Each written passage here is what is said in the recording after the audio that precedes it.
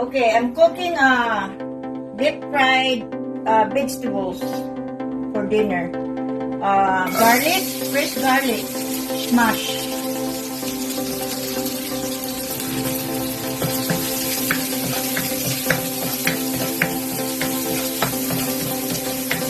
You don't really need to cook the garlic stuff much.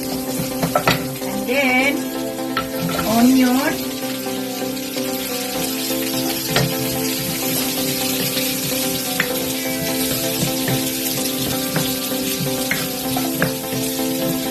Onion.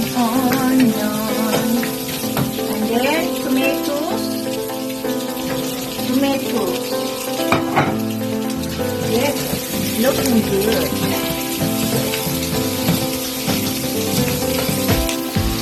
And then what you have to do? Salt. Eyeball the salt. Black pepper.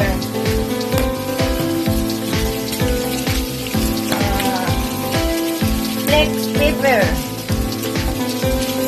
a little bit spicy.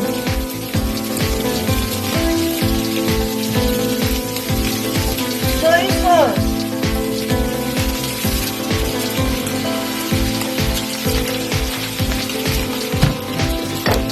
Oyster sauce.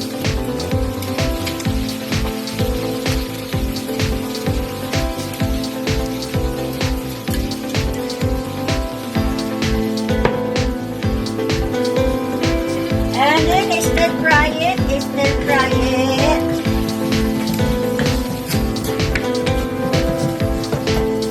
All the ingredients is yummy. And then now, you put this. Bell pepper.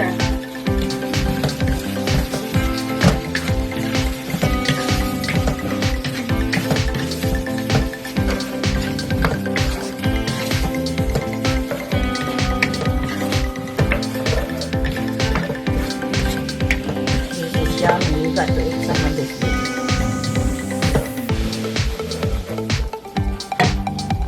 Okay, not yet, baby. Walnut, it's good for your heart. You can substitute peanut or cashew peanut.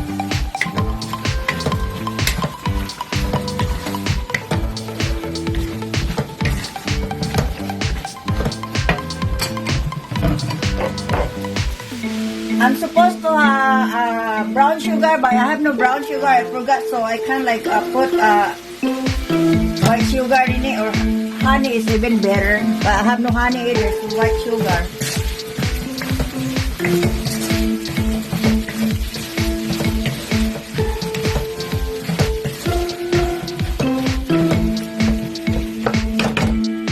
Hold on a moment. Now this is all-purpose flour. That's it. Look. Stir it, stir it, stir it.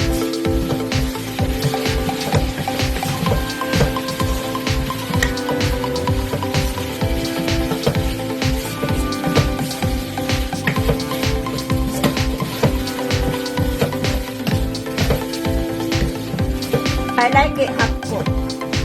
And then, this is the fried eggplant. Dump it in there.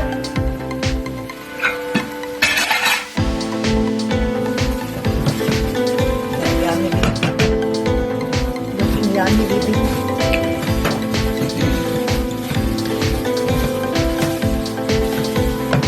And then, asparagus. You can use bottom or green beans. Okay.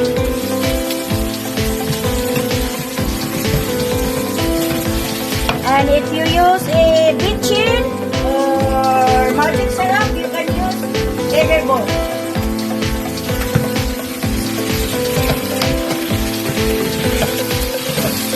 Now, you cook it and you can sell it.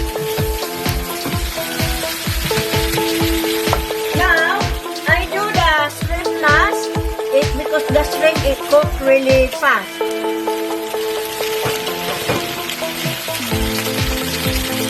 You can use chicken or ground pork, ground beef to flavor it. You don't need to put a lot, just to flavor it. And then,